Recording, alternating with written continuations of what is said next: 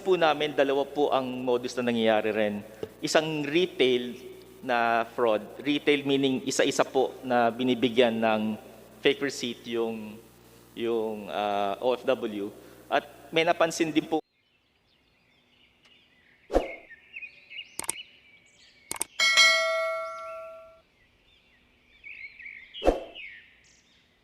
swear to tell the truth, the whole truth, and nothing but the truth before this joint congressional inquiry. So help you God.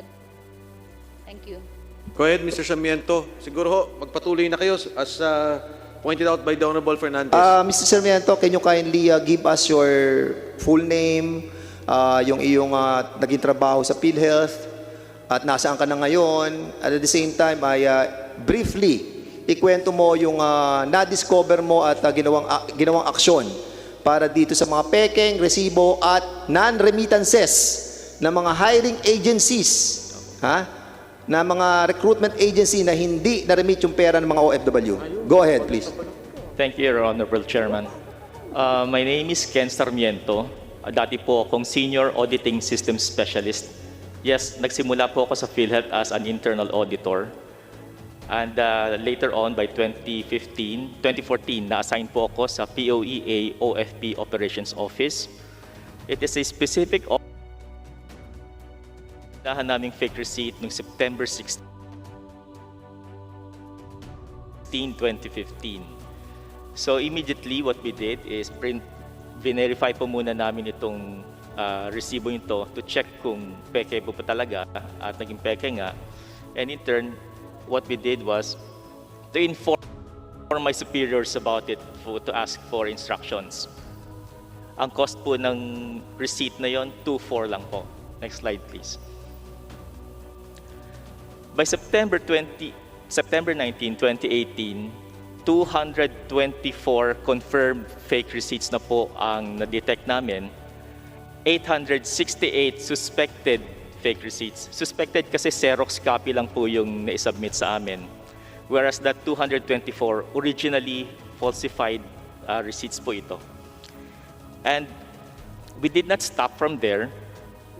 Nag-dig deeper po kami with the cooperation of the POEA, and we learned that 7,257 OFWs po hindi na paghulugan ng premiums. Ang total po nito nung time na yon is 17.4 million na po. Mas mataas pa po sa mga dating figures na naibigay. Pero bayad sila? Hindi po. Okay, go ahead. Hindi po natanggap ng PhilHeath yung premiums nila. Yeah, but the OFWs paid pero hindi natanggap ng PhilHeath. Opo. Okay, good. Yes, sir.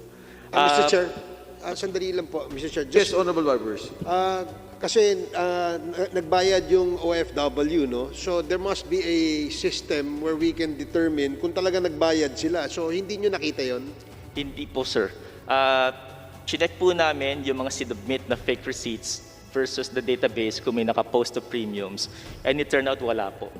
Actually, it turns out yung POR na naka-reflect to dun sa fake receipt, ibang tao po ang nagbayad. So, in summary, so we have 17 million po in collections that are in question. So, nag-effort naman po kami to collect, demand po yung unremitted premiums, and we were able to collect up to 1.7 million. A mere 10%, pero I think hopefully it's ongoing. And then, nakapag-file po kami ng 16 affidavit complaints. Ang number of hiring agencies po na minomonitor namin at that time, mga 48 hiring agencies po. Next slide, please. This is a sample of the fake receipt that we have stumbled upon. May patterns po siya ng fraud. Yung name and seal po ng Republic of the Philippines, accurate po niya nakukuha. Pero doon po sa control number, nagkakamali na po siya. Kasi we learned habang i-verify namin na nagre-recycle po sila, yung grupo na namimeke, nagre-recycle po sila ng receipts officially issued before. Either in-issued siya last year, last Ken month. Sarmiento, can you kindly explain na yung Yes, sir. yung serial number ng resibo na napeke doon sa POEA, yung number na yan ay natuklasan ninyo na nanggaling doon sa ibang lugar na naka-assign Opo. doon sa probinsyang yon. Yes, Your Honor. Is that correct? Yes, Your Honor. Actually, the control numbers were sourced from different provinces of the country.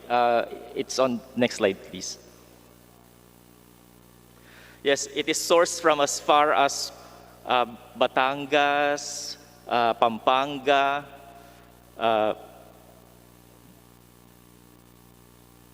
Iligan, and in the course of our fact-finding, we were successful enough to determine kung sino po yung mga persons of interest involved.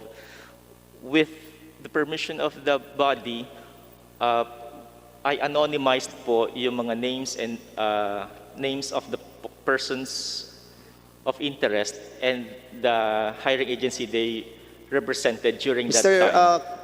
Ken, itong mga Yes, parang medyo binura mong mga pangalan na sinasabi natin mga persons of interest, ito po, Mr. Chairman, yung mga tinatawag na mga liaison officer na kumbaga sila po ang inuutusan noong mga recruitment agency para magbayad sa POEA doon po sa ating pong over-the-counter ng PhilHeath. Sila po nagdadala ng bultong pera. Yung bultong pera, dinadala ng liaison officer doon, ibinabayad nila po doon sa conduit runner ng PhilHeath. Yes, Your Honor. As alleged doon sa iyong presentation. Kindly Yes, Your continue, Ken. Yes, thank you. So, of particular cases po, itong number one, si Mr. Romeo, we were able to talk to him sa NBI and he confessed to issuing fake receipts. Next slide, please. Meron po kasi silang sharing scheme. We learned through the number of cases that we have gathered na meron pong nagre-recruit sa kanila para i-distribute yung fake receipts sa OFW na dinideploy ng ehensya nila. At ang hatian po nila noon, out of the 2-4, 900 pesos po mapupunta doon sa marketer na tinatawag namin. Presumably, yung marketer siya po yung gumagawa ng fake receipt. Tapos yung liaison officer, siya na po ang napupunta sa kanya, yung 1,500 pesos. Yung po yung na-describe niyang sharing scheme nila.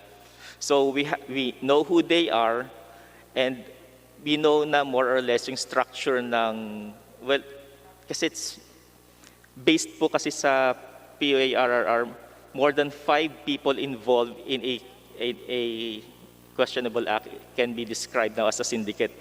We discovered about 40 plus of them and we were able to document at least 12 or 13 of them. So we can fairly say that meron pong sindikato. We just don't know kung meron pa po siyang third layer kasi po yung skill set needed to manufacture and falsify a receipt is different from the skill of marketing and convincing your fellow recruitment agency na i-distribute nila ito sa OFW Paano nyo chinek, nila. Mr. Sarmiento, yung mga resibo na sinasabi nyong peke? Anong mga validation na ginawa ninyo para masabi nyo na peke talaga itong mga resibong to? Yes, Your Honor. We conduct 2 levels of verification. The physical, we check for the presence of the security watermark in a genuine receipt.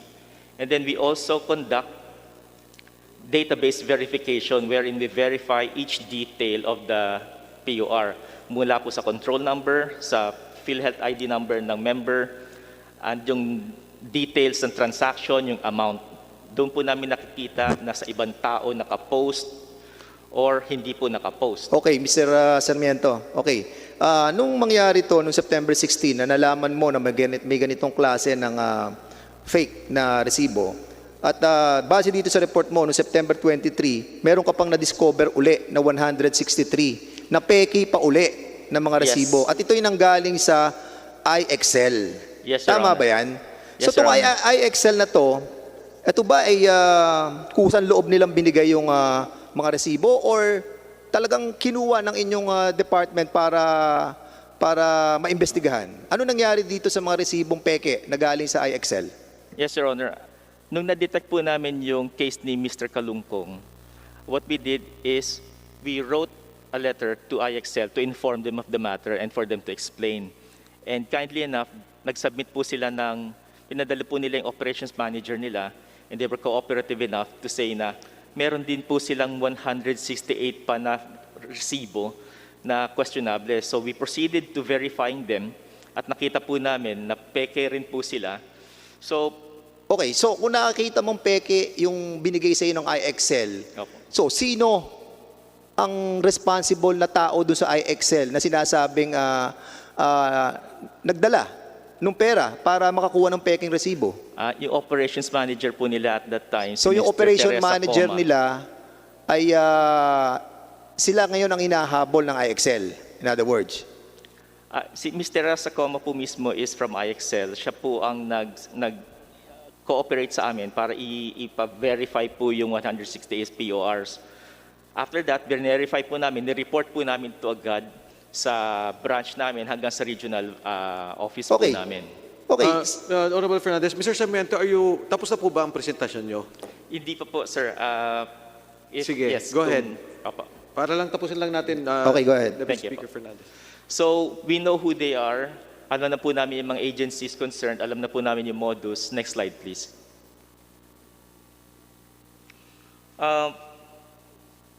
Napansin po namin, dalawa po ang modus na nangyayari rin. Isang retail na fraud. Retail meaning isa-isa po na binibigyan ng fake receipt yung OFW. At may napansin din po kami isang level na wholesale na dito po may involvement na po ang hiring agency na ini-instructan po nila ang LO nila na wag na magbayad, mag-remit ng premiums sa PhilHealth. Napansin po namin ito sa isang case, pero yun nga po, dahil na unsyami po yung investigation namin, hindi namin na ipagpatuloy ito. ang ibig sabihin yung mga recruitment agency, Opo. yung kinukuha nilang pera sa mga OFW, imbis na ibayad, i-remit sa PhilHealth, Opo. hindi na nila binabayad? Opo. Ano ginagawa nila? Hindi na po namin masabi, pero So yun na yung pinaghahatian tapos binibigay na yung peke resibo. Ganun ba yun? meron pong ganon. Opo. At merong hiring agency na Opo. napatunayan kayo na sinasabi at umamin sila. Kasi nung na-discover po namin yung pamimeke, ang una naming question kung sino yung gumagawa. So based on evidence, nakita po namin yung mga liaison officers. Ang second question po namin is, alam po ba ito ng may-ari ng hiring agency? At kung kasagwat po ba sila? So far po, may isa po kaming case na nakita na ganun nga po ang lagay, na ininstructan daw po siya na wag nang mag-remit ng PhilHealth premiums. Ay meron kang nakuwang affidavit o sworn affidavit na galing sa kanila? Yes, Sir Honor, meron po. Sige, go ahead with your presentation, Sige please. po, okay. Next slide, please. Thank you. So, next slide. So, inassess po namin yung impact ng collections, yung impact ng fraud sa collections namin. So, sige po, next. Ito po yung baseline namin, yung green, yung 2014 collection namin. Nakakolekta po kami ng 1.7 billion. Pagdating po ng Wait muna, 2015... yan yung 1.7 billion ang galing yan sa mga OFW? Opo. Okay, go ahead. Opo, Your Honor. Yes, sige po. Next click. Noong 2015, pumutok po yung fake receipts, red line. By April, makikita niyo po na bumagsak po ang trend ng collections ng PhilHealth. Ang target po namin for 2015 was 1.9 billion. Pero by the end of the year, sa 2015, 1.2 billion lang po ang nakita namin. Next click, please. Okay. So more or less, 400, 500,000 po yung kulang. By 2016, yes, ayun po yung black line. Bagsak na bagsak po. Next click, please. Mr. Sarmiento, Yes, sir. just Your Honor. 500 million, not 1,000. Sorry. Opo, sorry Okay, po. go ahead, please. So, by So what is the 2017, for 2016? Opo. Kasi binigay mo 2014, 2015, 2016. Ano ang Ito po. target at Yeah. magkano ang actual collection? ang collections po ng 2016, pasensya na po,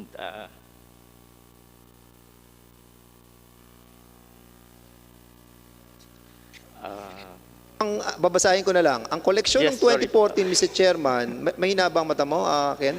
opo, mahina Okay, po. sige. Babasahin ko. Ang Pasensya niyo. 2014 na nakalagay dyan, Mr. Chairman, 1.7 billion ang koleksyon nila. Ayun po. Noong 2015 po, naging 1.283 na lang billion. Noong 2016, naging 823 million. At noong 2017, 465 million. At tatandaan ko, Mr. Chairman, nagpa-hearing tayo ng OFW, binanggit nila na ang nagbabayad na lang sa atin noong taong yon ay 300,000 na lang ng mga OFW. Di ba? At any rate, sige, go ahead. Okay. So, yun po yung impact ng fraud sa collections namin. Ang impact naman po sa members na ito, next slide please.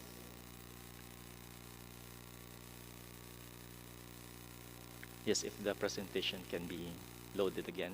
Thank you. So, ito po, noong 2015, as much as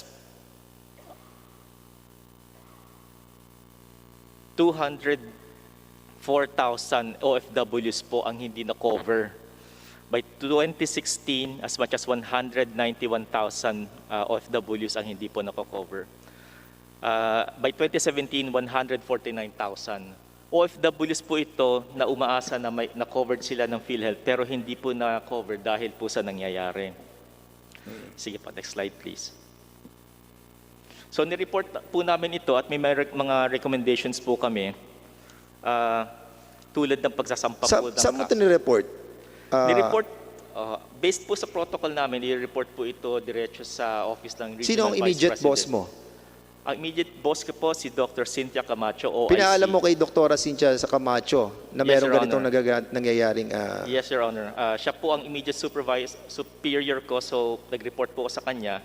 And in turn, i-report po ni Dr. Camacho kay then Regional Vice President Dennis Mas. So ang Regional Vice President ng... tapos ka na ba sa presentation mo? Almost tapos ka na ba? Last slide na lang po. Okay. Thank you. Nireport po namin to, wala po nangyari. After 3-4 years po of conducting fact-finding, wala pong outcome sa ad hoc committee, wala pong outcome na napakulong o na-apprehend, wala pong action doon sa 16 affidavit complaints na na-file. At ang nagawa lang naman po nila na persecute yung dalawa na tanggal po ko at yung boss ko sa aming posisyon. Natanggal ka sa PhilHealth? Natanggal ka doon sa area mo sa POEA? Opo. Dahil sa na-discover mo, natanggal ka? Opo. Sa lahat po ng antas ng organisasyon namin, humihingi kami ng tulong, wala pong nagbigay ng seryosong tulong sa amin. So lahat ng pagpapile mo sa NBI, pagkukulate mo ng mga dokumento, affidavit ng mga license officer at mga hiring agency, it's all you. Yes, Your Honor, wala po nangyari doon. Deputy Speaker Fernandez, Mr. Sarmiento, medyo Yes, Your Honor. seryoso po yung accusation nyo Yes. na because of your discovery, tinanggal kayo. Yes, Your Honor. Sino ho ang pinupunto nyo sa PhilHealth na nagtanggal sa inyo? It was a collective effort po involving then RVP Dennis Mas, former COO John Basa, former chairperson po ng ad hoc committee si Dr. Narisa Sugay, and then Regional Vice President po ng PRO-NCR si Ms. Hilda Salvacion Diaz. Mga seasoned technocrats po ito mga to. Hindi po Tanong sila. lang, Mr. Hernandez, kailan ka tinanggal? Was there a written termination? And was there any ground for your termination? Clarification lang po. Mr. Chair. Your Honor, if I may. Mr. Sarmiento, go ahead. Sarmiento. Sorry. Yeah, thank you, Your Honor. I-qualify ko lang po yung termination sa akin kasi these are Siya, sabi mo kanina, Opo. you are under oath, tinanggal ka. Opo. Pag tinanggal, alam natin, termination. It is different from resignation. Kaya ang tanong ko, medyo nagbabago na ngayon, tinerminate ka ba o nag-resign ka? I think, Mr. Chairman, si Mr. Sarmiento was terminated doon sa kanyang position sa POEA. That's why we want to clarify. Yeah, Okay. nalipat siya from POEA, ibinalik siya doon sa NCR. Is that correct? Yes, Yun Your ang Honor. nakalagay sa report eh. Yes, Your Honor. So, it was not termination. You were transferred. Your Honor, if I may qualify, Go ahead. O, sige. because these are seasoned technocrats, they do not act in a brazen manner. In a way, I was isolated and removed from my office at POEA OFP Operations Office so that the investigation will stop.